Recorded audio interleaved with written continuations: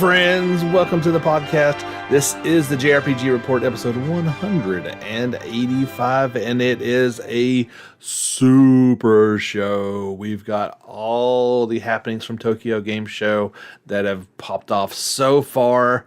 I think they're finally winding up the day, so we're going to try to get in this podcast today. We've got a jam-packed show, as not only do we have Tokyo Game Show, but we've got all the happenings from last week's Nintendo Direct that happened. Just a bad time, really, as far as our broadcast schedule goes. Would have loved to have maybe put it on last week's podcast. This one might not be as long. I don't know how long this is going to go, so sit back and relax. We've got a lot to cover. I'm going to try to go more towards some of the newer stuff that's just popped off that you may not have heard about, and then we'll cover the direct happenings, as you may have already heard a little bit about those. The big thing that I want to start off with was actually at the direct, and then we got a little bit more information about it today. So I would say one of the most anticipated games coming up for gamers in our genre. I think it's, now that we've had our Tales of Arise and don't really know when the next heavy hitters are coming up, I have a feeling it's going to be the artist formerly known as Project Triangle Strategy. They've dropped the project. Still ridiculous, but at least they're only calling it Triangle Strategy. And it's coming maybe sooner than you might have thought. It's going to launch worldwide March the 4th of 2022. Publisher Square Enix and Nintendo announced.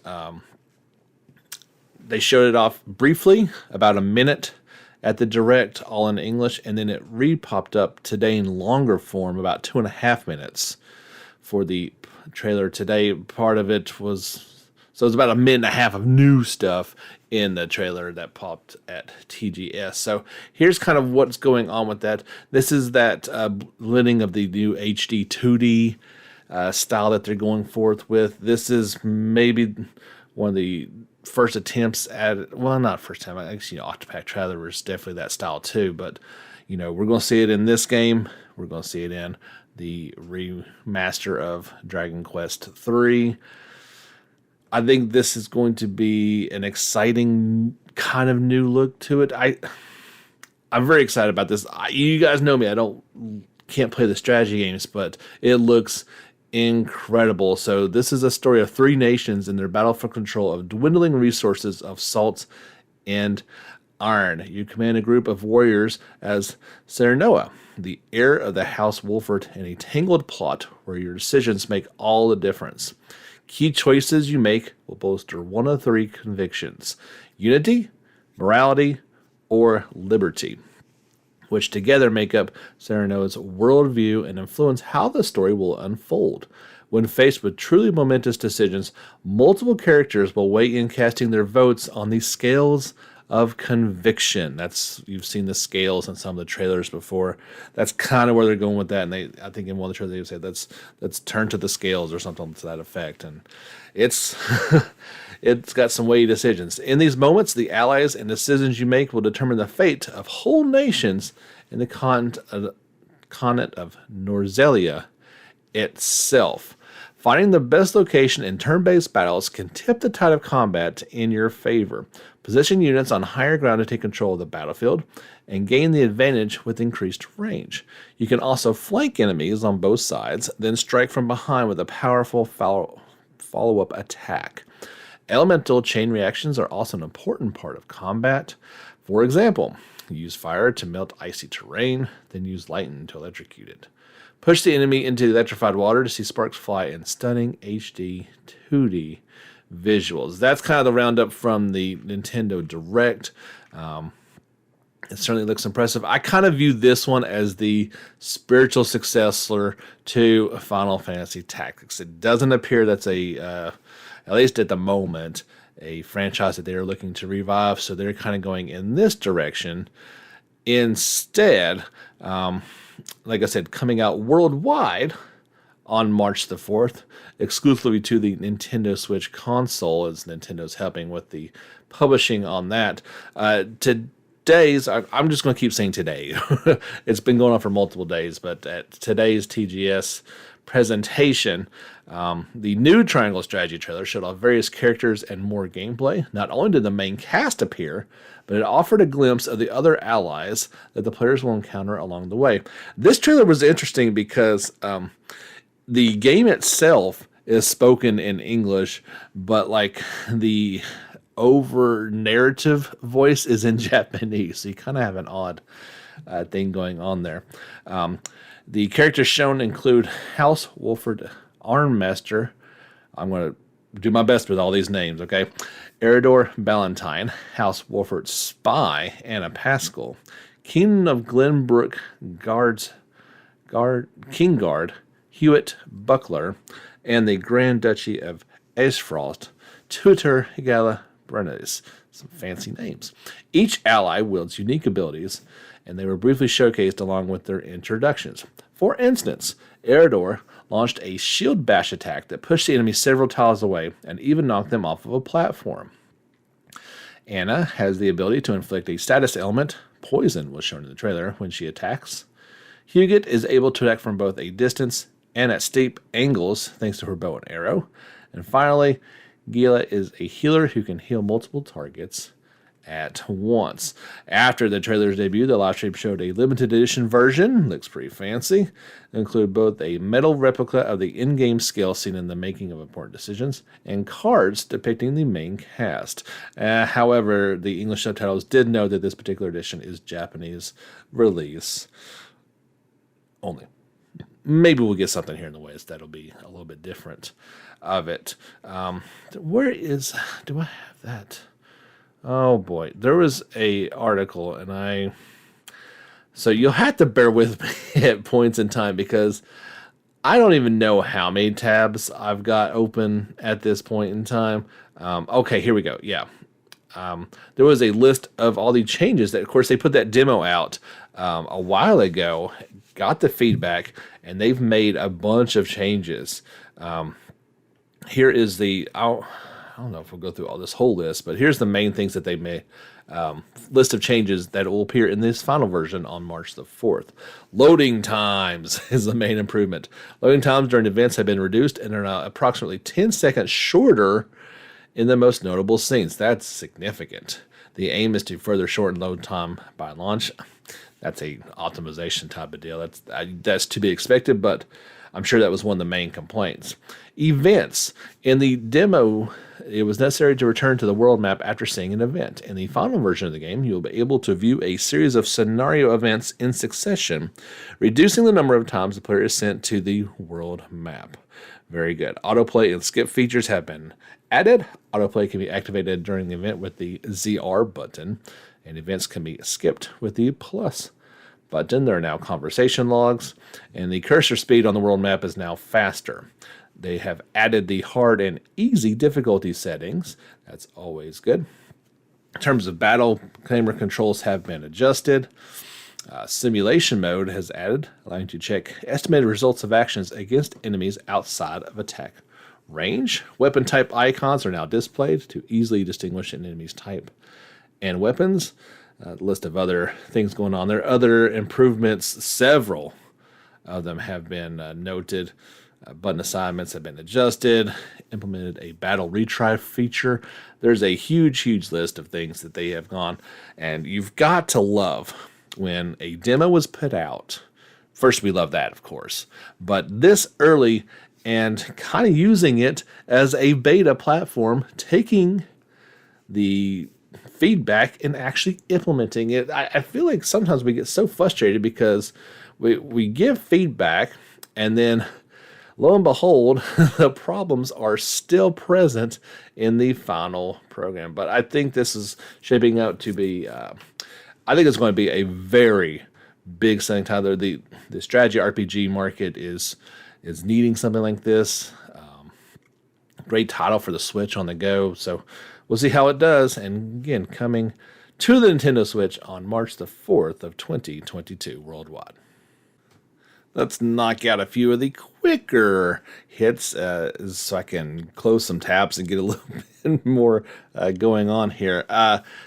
Echoes of Mana, the mobile game featuring all the Mana characters throughout its long history, will launch for iOS and Android worldwide in spring of 2022. Publisher Square Enix and developers WFS announced. There was a new trailer that came out for it. I don't think it looks that bad. Okay.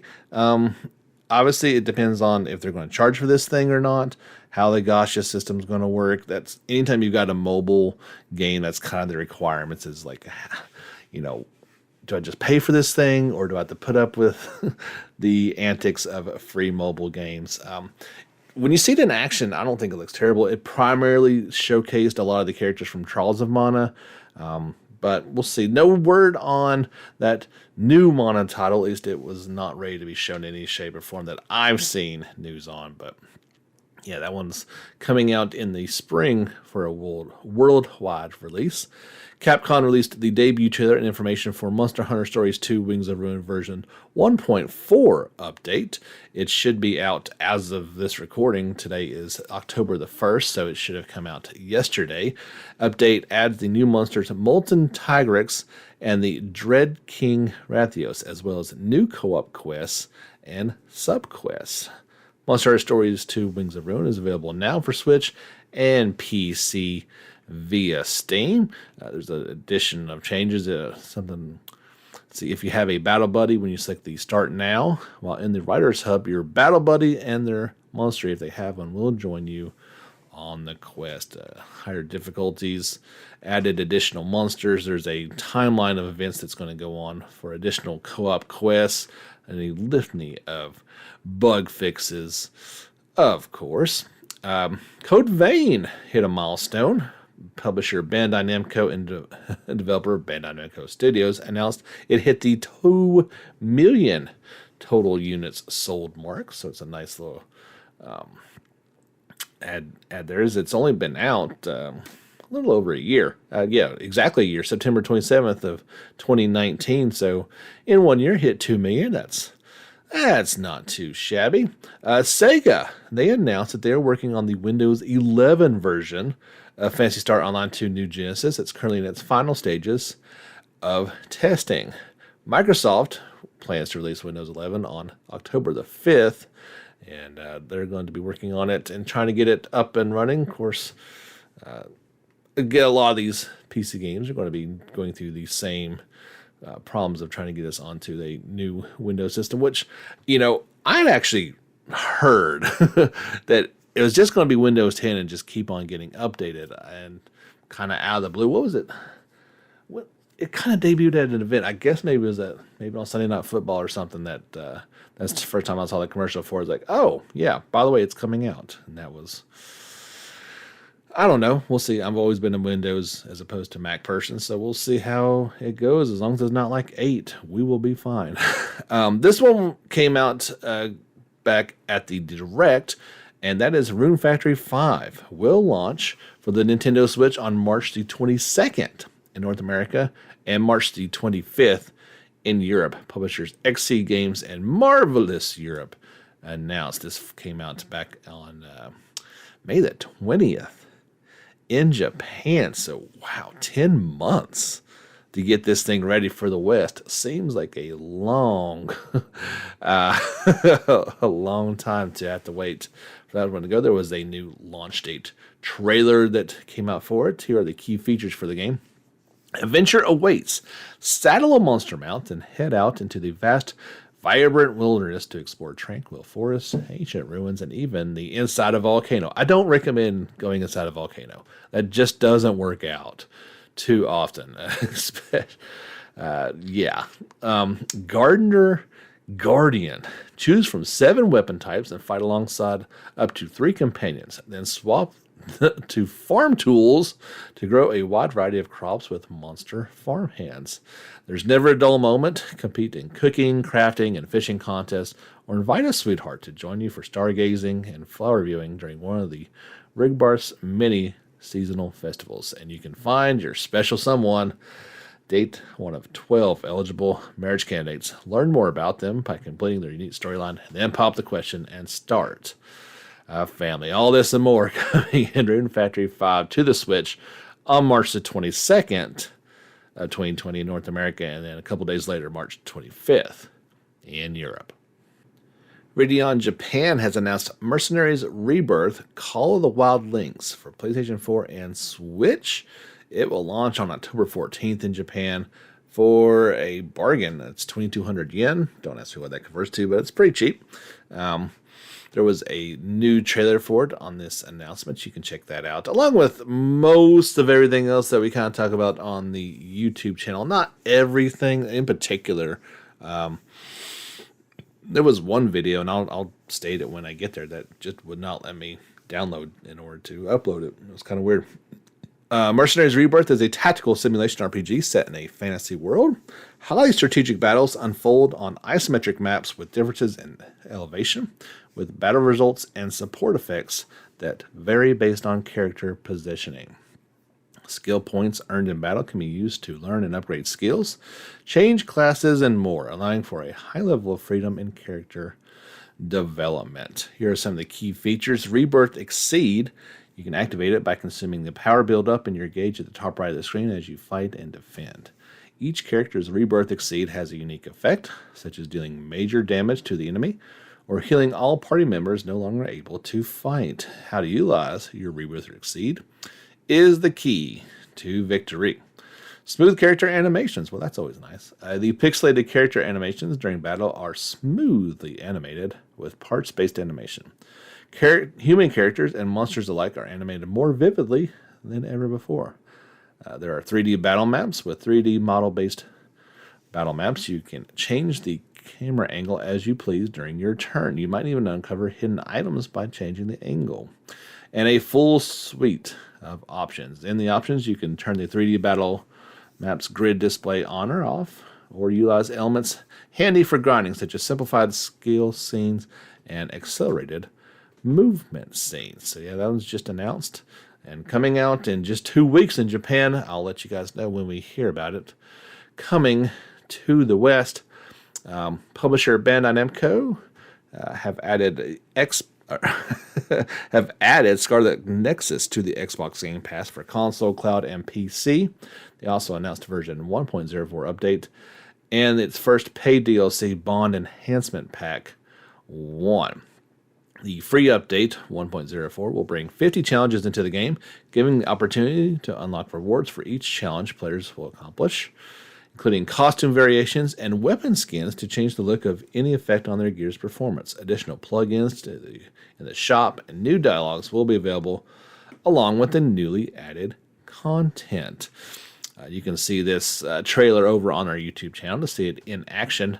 The Bond Enhancement Pack will bring additional costumes and weapon sets with completely new and original designs, including the fairy tale attire set designed by Yusuke Kazaka, and will expand the Bond system in the game with a total of 10 new episodes. Moreover, a new Bond level called EX will be added. Like I said, that one is paid DLC, and I don't have a price for it as of right yet, but you can check those out and look at the store to see when that's. These were just announced. I know it's on Xbox Game Pass now, but not sure when those DLCs are going to drop. And check back a bit later. The PC version of Monster Hunter Rise will launch via Steam on January 12th, 2022 worldwide, Capcom announced. If you're curious how this is going to look, you can download a free demo for it on PC starting October 13th. So yeah, PC players have been waiting a while for this one, and they're going to have to wait a little while longer to check it out. Well, I guess only 2 more weeks to check out the demo. This demo will launch, giving hunters ample time to enjoy a sampling of the new Monster Hunter experience before the full game releases. The PC demo provides player with numerous hunting options, including offline solo and online multiplayer up to 4 players, using all 14 weapon types. For new hunters, the PC demo will provide a training option and a wyvern riding tutorial, each offering useful tips and instructions.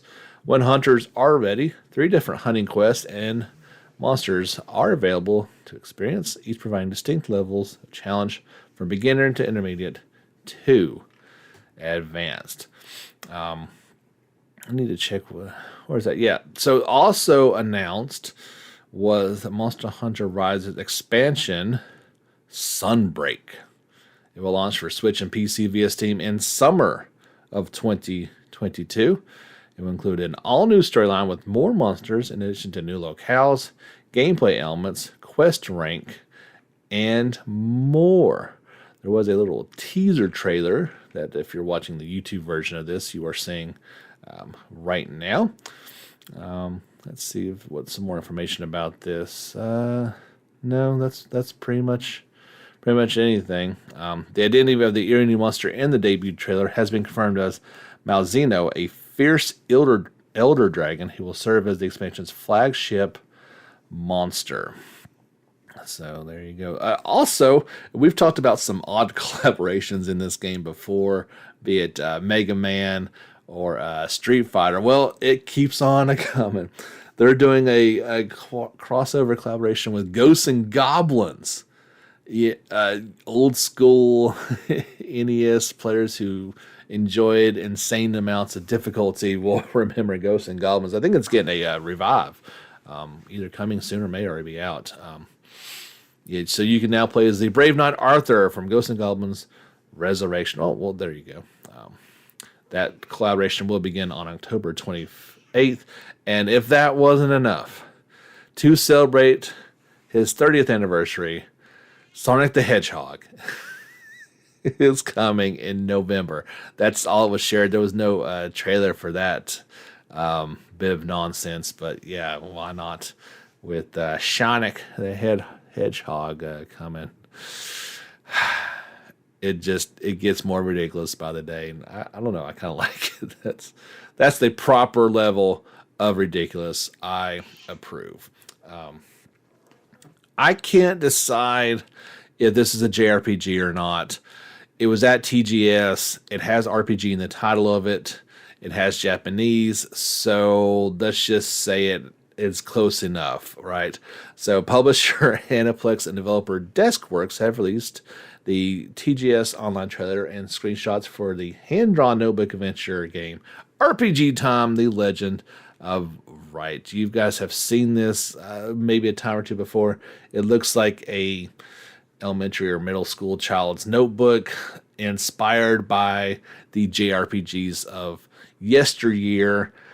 It looks absolutely incredible.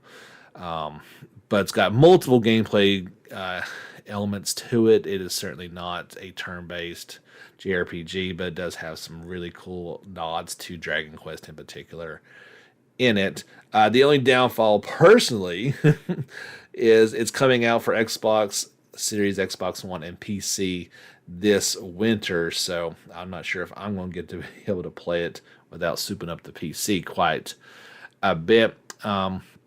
It will support both English and Japanese language options. You can check out a teaser trailer in the link that I'm pretty sure I shared this link. Like I said, I've been on the fence about it, and well, there you go. It's interesting enough and kind of on that line. I mean, let's be honest, if like Rune Factory is considered a JRPG, then this is probably is as well. This one was kind of weird because it was not at the Nintendo Direct, but they saved it for TGS, even though Tokyo Game Show is primarily for Japanese. And, obviously goes worldwide, whereas the Direct was directly for English. At least this version of it was for English to speak.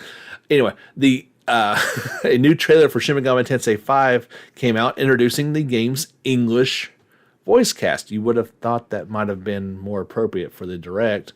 I've kind of went back and forth. Like I said before, I've not seen that it's going to be dubbed. I kind of assumed it was, but we didn't have confirmation for it. We're getting pretty close. It's, just over a month away. Indeed, it does have English voiceovers for it, and doesn't sound bad at all. I think, shared it on there, and somebody said they didn't like one of the one of the voices, but there's several voices on there. You can check out our link for all the voices that are included on there and see if you care for it or not. But yeah, good news that it's getting an English dub. I feel like if you don't like the English, you can turn on the Japanese, but it's always good to have that option if you like to. Shin Megami Tensei 5 is due out for Switch on November 11th in Japan, and the next day, November 12th, worldwide. When we get through all these stories, I'll do one final check and see if there's anything that popped up while we were recording. So far, nothing yet, but we've got a lot to go through. If you are enjoying all this bevy of information that comes to you each and every week, at least 45 minutes, sometimes a little longer, sometimes a little shorter, I'd love if you would consider financial support for this podcast. We can do that a multitude of ways. Either you can do it through the Anchor app, links below. You can do it through Patreon. Just search for JRPG Report. You can find different levels of support that way, or directly through PayPal. That's a way. That's fine. James Fisher Productions at gmail.com. The links are all below, and we do greatly appreciate all those who support this podcast and all the videos that we share on YouTube. That's kind of all going in the same pool, so we do appreciate that indeed. Like I said, I'm trying to get through. Okay, so let's just get this out of the way. So there was a new trailer for Strangers of Paradise, Final Fantasy Origin. I mentioned there was a trailer that I could not download. That was one of them, and it's kind of a shame because it looks better. Okay, I'm still very low on this game. I'm very thinking that this game actually could have been something kind of cool, and instead it looks like some sort of weird beat 'em up. It's almost like they took Square Enix, said, "Hey, remember the bouncer that we did, guys? Anybody here at Square Enix, we did that? Hey, let's do that in Final Fantasy 1." That's a great idea. Okay, so anyway, we wouldn't even be talking about this game if it didn't have Final Fantasy in the title. It's coming, so it's going to launch on March the 18th of 2022. Trial version 2 is now available for PS5 and Xbox Series. They took a bunch of advice from the first trial, made some changes. Now this second one is going on. Of course, this is the action RPG from Square Enix and developer Team Ninja. It doesn't say whether it's Japan only for March the 18th, so I'm going to assume that is a worldwide release date for it. So check out, I wish I could check. I did share it at least on our social media channel. So check out the trailer and let me know what you think. I see glimpses of promise in there, and then I see the battle system, and I'm just not that excited about it. It doesn't look terrible. It just doesn't look like anything that I really want to play. It was reported that Princess Sarah was going to have a larger role in this one than, well, she had barely a role in the original. Well, it's been a while since I played Final Fantasy 1, but I don't remember much. Yeah, I'm not going to cover it.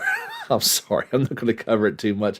I'm also not going to cover, where is this? Oh, gosh. Okay, so Final Fantasy 7, The First Soldier, it had it on, that Battle Online game. It's due out sometime this year. It still hasn't had a release date. We're looking at a couple months left. It's supposed to be out. There was an online trailer for it. The only thing I will say that's interesting, and that's because of the first screenshot, maybe I didn't notice this before, but it's got 3 individuals look like they're getting out of a helicopter, and they've got gray shoulder pads on, and they are totally Sephiroth's shoulder pads. So I just thought that was a neat little tie-in, kind of connecting that, and of course, he came afterwards. This game is set 30 or 40 years before Final Fantasy 7. I believe that's the idea.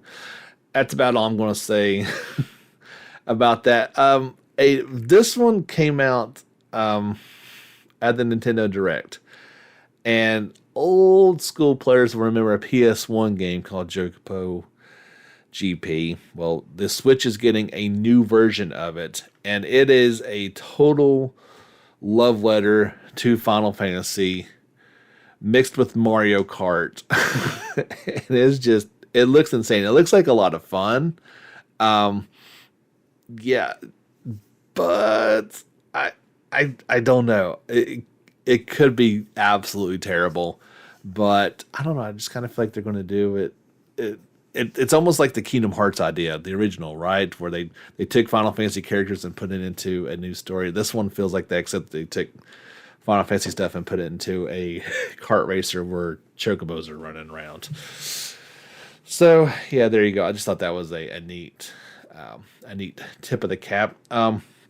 They did reveal, Square Enix revealed the Final Fantasy 35th anniversary logo featuring the Warrior of Light. It's a really cool logo. I like that in small. It says since 1987. This was revealed at TGS. No details about potential events that will appear to celebrate this series anniversary, however, were discussed. So it did. Okay, so this logo did show up on the Origin Strangers. What is it? Whatever that game is called.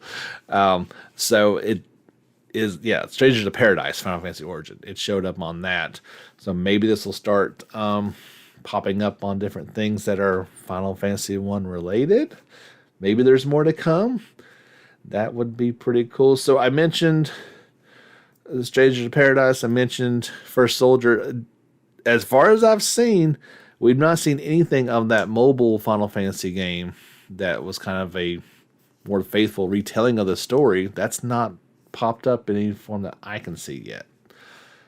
Maybe it'll fall through the cracks and we'll get it next week, but as of right now, I don't have anything to report on as far as that goes.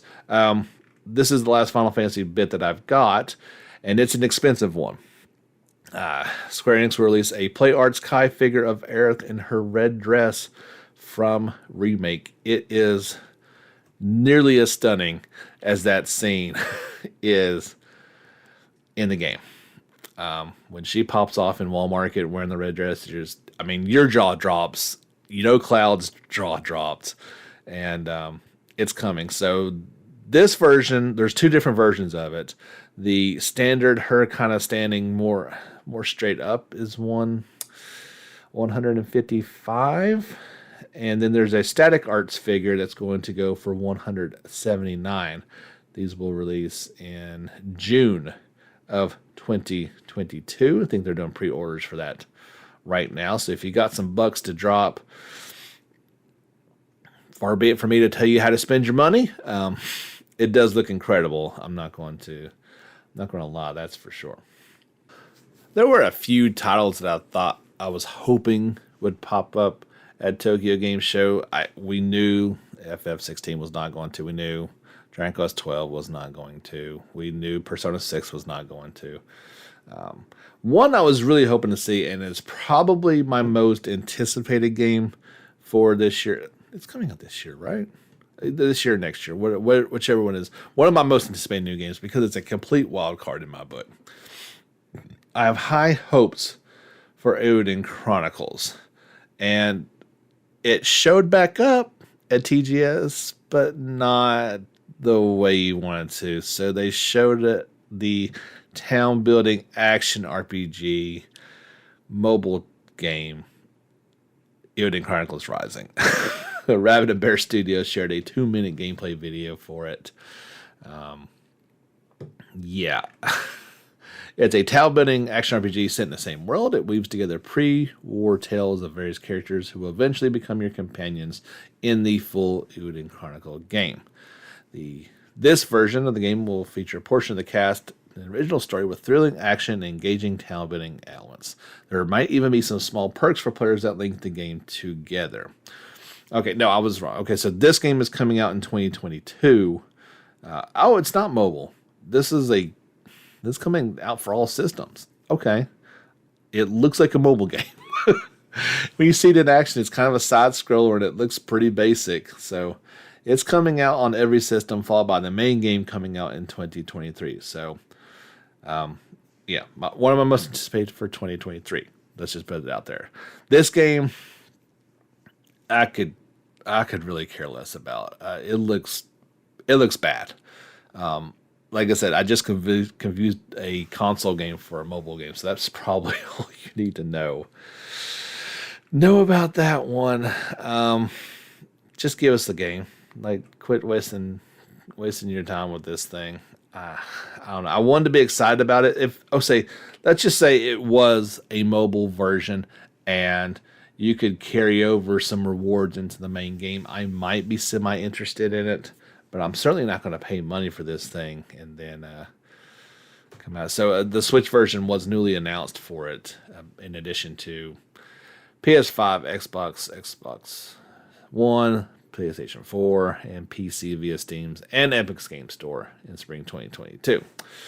So there you go. If you're looking forward to that one, I'm sorry I'm not.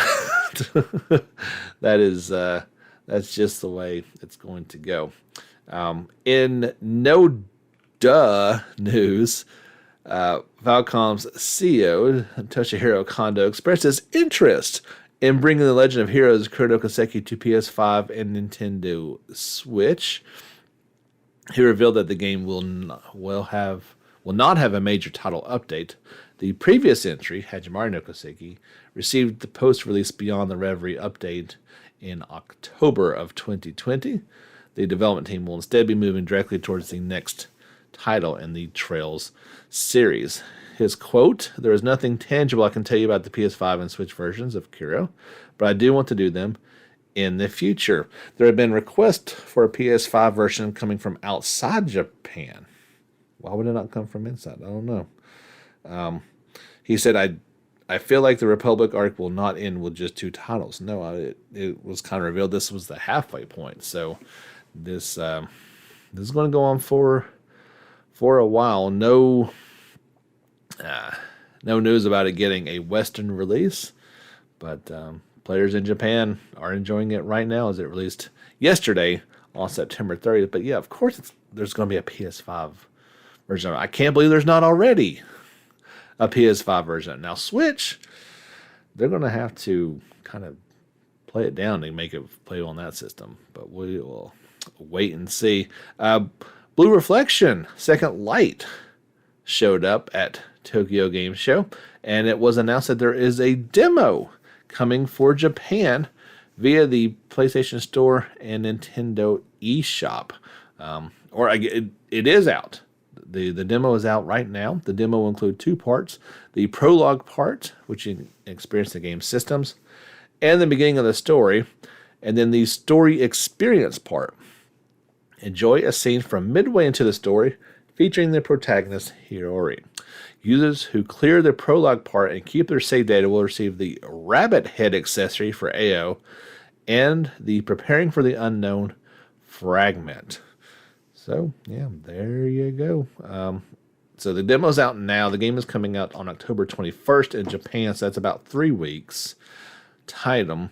No word on if the demo's coming to the West. However, if we're going to do some quick math, we may get a demo about the time that it releases in Japan. So if there's a demo, that's when I would look for it. Somewhere in the next 2 to 3 weeks. But if there is one coming, of course, I'll let you. I will let you know. There was 2 previews for the game that showed up from our friends over at Silicon. The preview title says, "Blue Reflection Second Light makes the mundane beautiful." It seems to excel in creating the enjoyable experience focused on building relationships with its cast of characters and in performing day-to-day tasks. There you go. I'm still on the fence about this thing. I don't really know where to go with it. I can tell you this much. I'm not going to play the first one. It is on sale right now on the PSN store. More on that coming later. The first one just doesn't look very good. Maybe if you, before you saw the second game's look, you might have been more convinced to play the first one. I just don't think it looks that great. The second one is a huge bump up in the graphics and presentation department. So it's getting a maybe from me. That's about all I can tell you. The strategy RPG Relayer will launch for PlayStation 5 and 4 on on February 17th, 2022 in Japan for 79.80 yen. Publisher and developer Caligula Games announced pre-orders will open up soon they're open up right now. Now, this game was previously supposed to come out worldwide in 2021. There has been a delay, obviously, and is unknown at this time if it will still launch or if it will launch worldwide on the 14th. So far, it's only been announced that February 17th date is for Japan. There was a new 14-minute preview video trailer that came out for it, obviously the Japanese version of it, and there was also mention of a limited edition, which will cost about 2,000 yen more for it. This is all for the Japanese version of it. We'll just have to wait and see if that gets... Of course, it's coming west. It's just a matter of when. This one is one of those space strategy RPGs. Looks pretty cool. I really don't know. It's the first simulation for the PlayStation 5 from the highly acclaimed God Wars development team. In Relayer, each character can be assigned to one of 20 unique job types and over 20 general purpose jobs in the game. Jobs distinguish your characters as individuals and can even give you an advantage in battle. There are over 80 jobs to choose from, and each one is unique. In addition to the main scenario, Relayer contains 80 plus stages, including the side story, the Arceus' Voyage, which is unlocked as the story progresses. Enjoy the episodes that delve into the characters' backstories, solve the mystery of the birth of the moon, a science fiction fan favorite, and experience the world of Relayer to the fullest. So if you enjoyed the God Wars team and you like a good space odyssey and strategy RPGs, this might be something to keep on your radar. And like I said, I will let you guys know as soon as I hear anything about a Western release for this one. We got Pokemon updates, but they were not a part of the Nintendo Direct. Kind of odd, but here you go. There was new trailers for both Pokemon Legends Arceus and the new Pokemon Brilliant Diamond and Shining Pearl. That's it. So first, for Legends, there was new information, footage, and screenshots released, including the game's Arc Phone, Alpha Pokemon, Writable Pokemon, and the Jubilee Village. Pokemon Legends Arceus brings players to the vast Hisuru region. This is the Sinnoh region that existed in the past, long before the familiar towns and cityscapes of Pokemon Diamond and Pearl. Rich in nature and with Mount Coronet towering at its heart, this is Sinnoh unlike anything players have experienced before, and they'll embark on a journey to complete the region's first Pokédex. The Arc Phone will be your guide. Early on in the adventures, players will get the device called the Arc Phone. Its distinctive appearance might lead one to suspect its connection to the mythical Pokemon Arceus. This device seems to contain some sort of strange power and will apparently help guide players on their journey. During their expeditions, players may run into Pokemon that are larger than normal and have glowing red eyes. These are known as Alpha Pokemon. They're stronger than their regular counterparts and will be quite aggressive in chasing and attacking players that stray too close. These Pokemon nobles are revered by the people of regions, but some strange phenomenon is now causing them to suddenly fly into a frenzy. It's part of you to figure out what is going on. You can race across the sprawling, untamed landscapes while riding Pokemon. During the adventures, players will receive a flute. This is a mysterious instrument that's been passed down through generations of the people. Play the flute anywhere to summon special Pokemon that will let you ride them. Riding these animals will allow you to move faster across the lands or bodies of water, or even soar through the skies. There, of course, was a trailer to go along with this thing, so you can check it out in action. Pokemon Legends Arceus is due out for Switch on January 28th, 2022, worldwide. I think this is a good move for the franchise and taking it in a good direction. But if you prefer the old school way of doing it, of course, Pokemon Company and developers ILCA and Game Freak have released new information, footage, and screenshots for Brilliant Diamond and Shining Pearl. These are faithful remakes of Diamond and Pearl, bringing back the game's trainers, where they will meet Professor Rowan, battle against Team Galactic, and explore the Grand Underground. Though setting out in snow for the first time, plenty of new encounters and surprises await. The Poketich, is that a misspelling? I don't know. Is a handy gadget players receive on their in-game journey that's loaded up with various apps. This all-purpose tool has apps for all sorts of situations, such as the Dowsing Machine app, which can be used to locate hidden items. You can have fun with Pokemon in the Amity Square, and even make some Poffins. Poffins are snacks that can raise Pokemon's conditions, such as coolness or cuteness. There's a new trailer that went out with this one. Of course, you can check those out on our YouTube channel. Pokemon Brilliant Diamond and Shining Pearl are due out for Nintendo Switch on November the 19th worldwide. The first DLC for Sword Art Online Alicization Lycris is coming.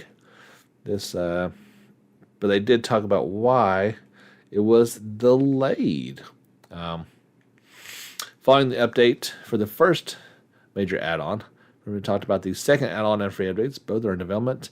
The second major DLC release window is spring 2022. More details are coming soon. But yeah, if you've been looking forward to some updates for it, Alicization Lycris, they are coming soon, early next year.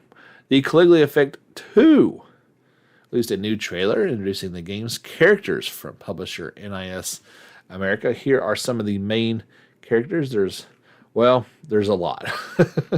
So I'll just go through it. Of course, there is X, who is like Regret and is a virtual doll. There is the protagonist, a second-year student at Tatefusha Economy High School and club president. There is Jin, who is a fellow second year. Shota is another second year. Ryoto is a precarious third-year student who's touted as a boy genius. Kubota, a third year as well, whose character is as shallow as his appearance.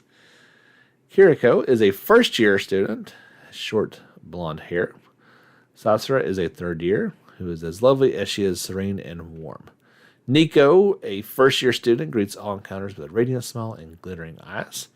Marie is the classmate of the protagonist and has it all: beauty, refinement, and a good heart. And then there is Regret, who is a virtual doll whose origins are shrouded in mystery. In fact, her fans perceive her secrecy as part of her mystique.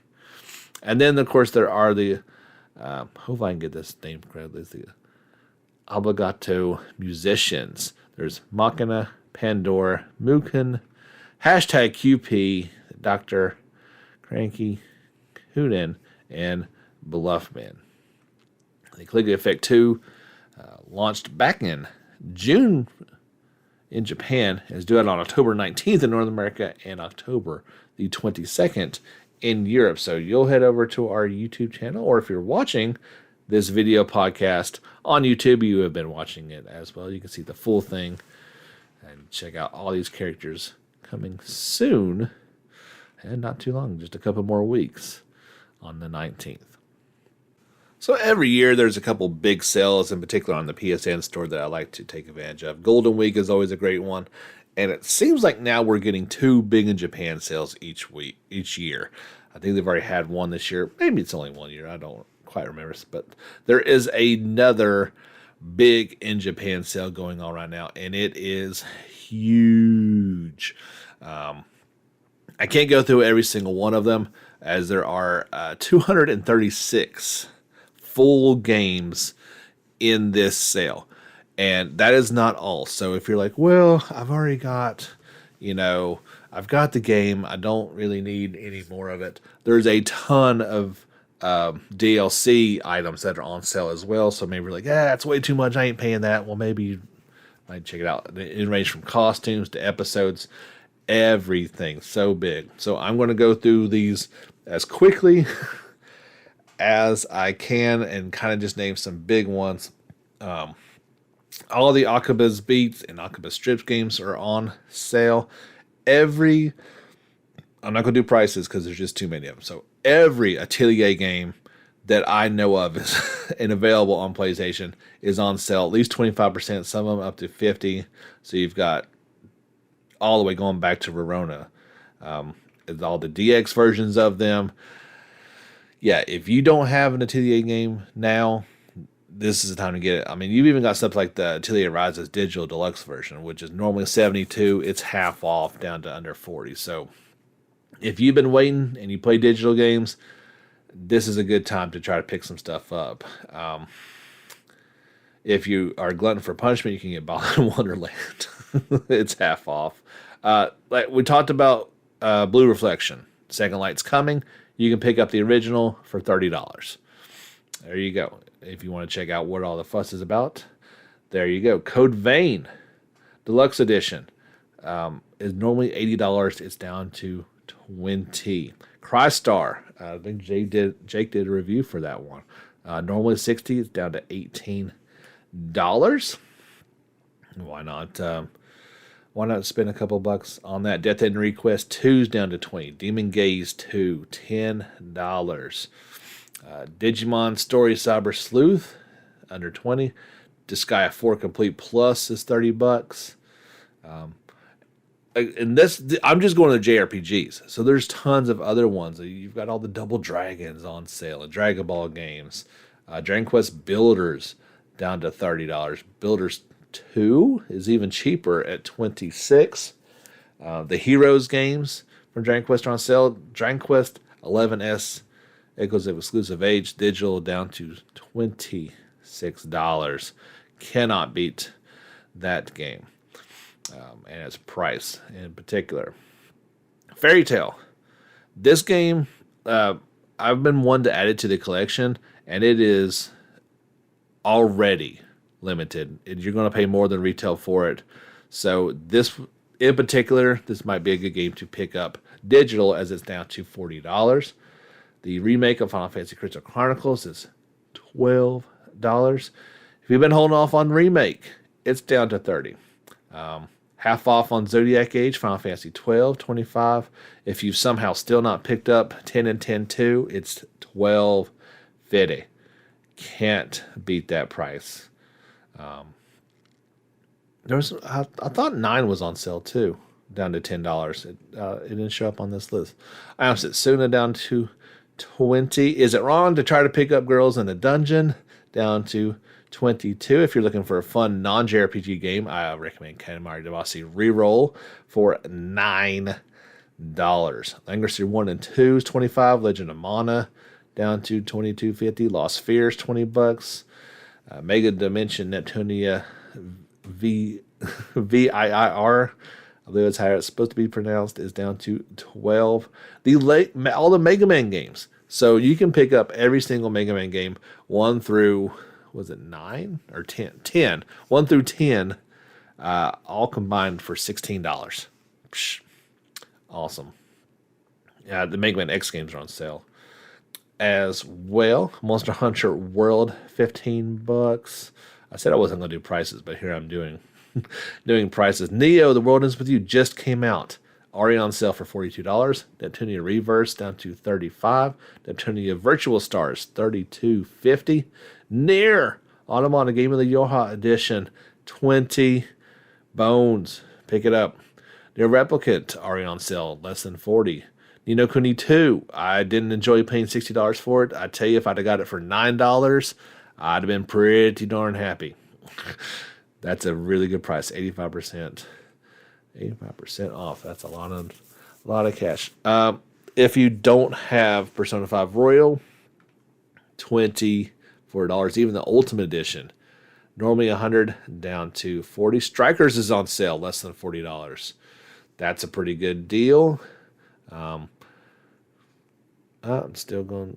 Still, we're only in the R's. We still got we got more to go. The Romancing Saga games are on sale for around $10.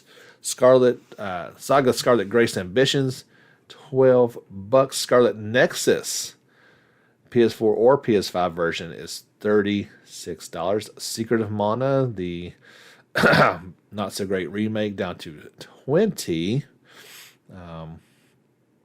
Let's see, we got a little bit more to go here. Star Ocean and First Departure are $10. Star Ocean 4, $10.50. Great deals on those titles. Super Neptunia RPG, $16. Another game. So I talked about Ni no Kuni 2. Paying $60, get it for $9, be happy. Tales of Zestiria. I didn't enjoy paying $60 for it. If I'd have paid $9, I probably would have liked it a lot more. If you don't have the Legend of Heroes games, if you've been holding off, go pick them up. They're on extreme sale. Cold Steel 1, $20, Cold Steel 2, $20, Cold Steel 3, $30, 4 is going for $40. That's a good deal. Tokyo Xanadu EX, always on extreme sale on these things, down to $12. Even like I said, they've got deluxe versions of these as well. So Cold Steel 3 Deluxe is only $36. You get a ton of outfits with that. Trials of Mana, $25. It's in my backlog. I need to play through it here real soon. Yakuza Like a Dragon, also now in my backlog. I don't have it yet. That's PS4 or PS5 version, down to $36. Ys Memories of Calcutta, down to $15. And that is the list. Like I said, tons of DLC on sale as well. I understand I'm a physical collector, but when you're physically collecting JRPGs, and like I talked about with Fairy Tail, it's expensive. So sometimes I'm not going to hold it against you if you pick it up on sale digitally. You know, sometimes you got to do what you got to do as a budget gamer. So let's talk about one. Well, I've got one last tab pulled up, and then I'll check. I'll check to see if anything has popped up since then.